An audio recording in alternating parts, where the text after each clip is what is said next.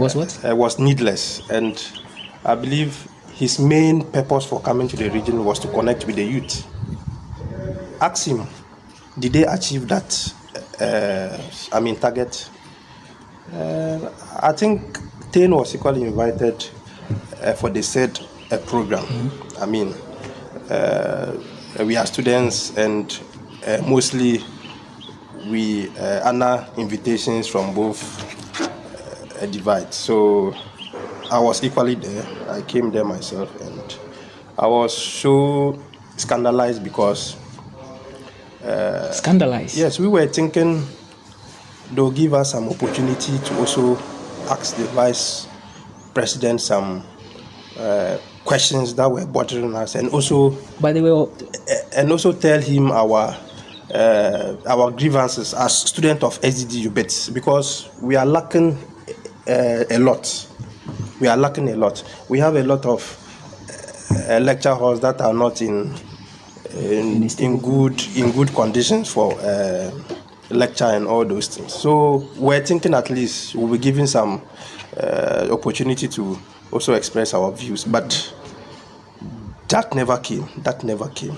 They never gave anybody the chance to also express his or her opinions. So in that case, what's the essence of his visit?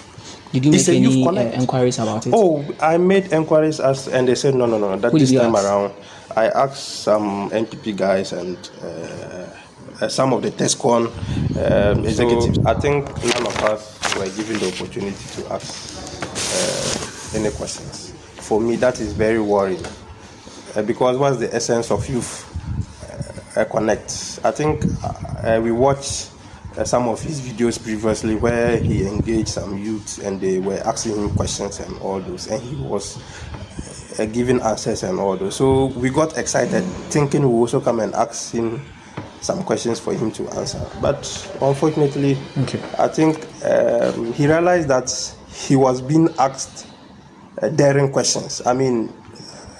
A reality. And he saw that if he should continue that way and allow students to ask him questions, they will end up, messing up his campaign trail. So I think that's why they cut off that aspect. All right. Thank you. I will come back to you. Honorable Baki, I can see how the way you are shaking. I'm sure you want to respond to this particular this thing.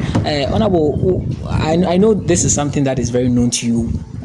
Do you think the coming of Dr. Alhaji Mahmoud Bawumia will make any differences in the upcoming 2024 general election? It will make a huge difference. I'm telling you something. Okay, tell me. I think my brother have swayed away from the question.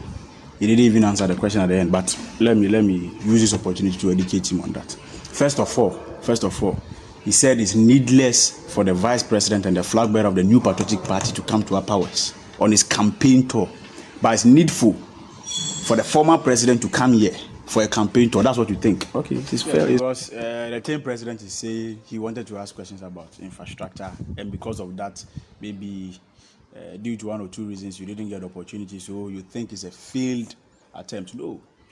If you listen to the Vice President very well, he spoke about all this. Then maybe unless the English was very, very deep enough for him to understand, because he spoke about the fact that there is a competition between private sectors and the government sectors. And when he comes, he's going to introduce a policy where he will also make sure they strengthen the private sectors to come on university campuses that they lack infrastructures, to also put up infrastructures here. So that's answered your question, and I don't know what he's talking about. So if we are talking about the differences it makes in Upper West, this is the first time.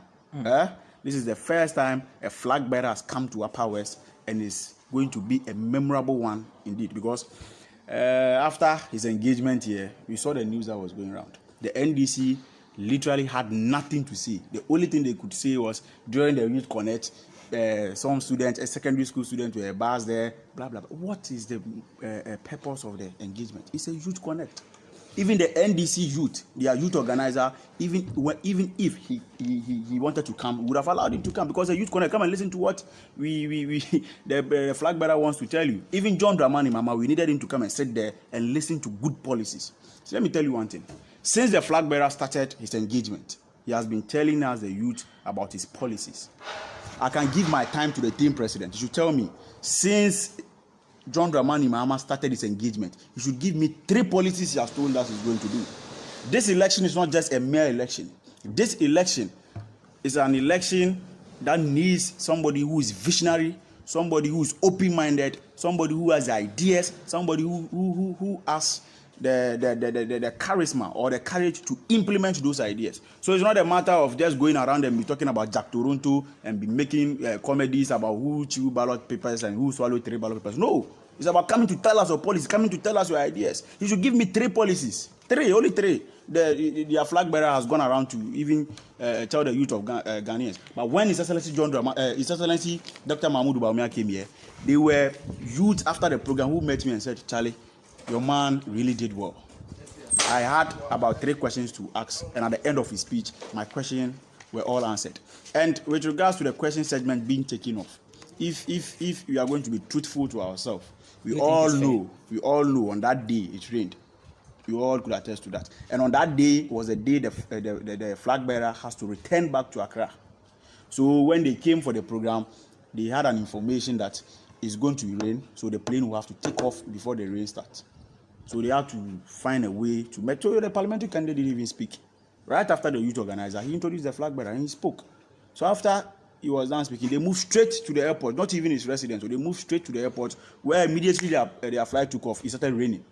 I was at the airport. Immediately their flight took off. It started raining. So these are some of the unforeseen circumstances that can come up, and so we all have to understand that. So, Honorable, these unforeseen circumstances that you are saying, yes, were you able to communicate to the people? Yeah, they communicated that. It's like they communicated that. They don't want to understand. It's based on partisanship. They just want to create some loopholes because they've seen that, or they've realized that the program was a big and a huge success. The youth that came there, he saw the joy on their faces. We saw the happiness on their faces. When they were coming out, they were talking about the policies. The man's policies are very good. He spoke about what's the name? One person met me and said, what he wanted the flag bearer to talk about was about the quality of the free SHS. And he spoke about that to the extent that he even gave us a ratio of female to male, as at then being 66 to 100, and now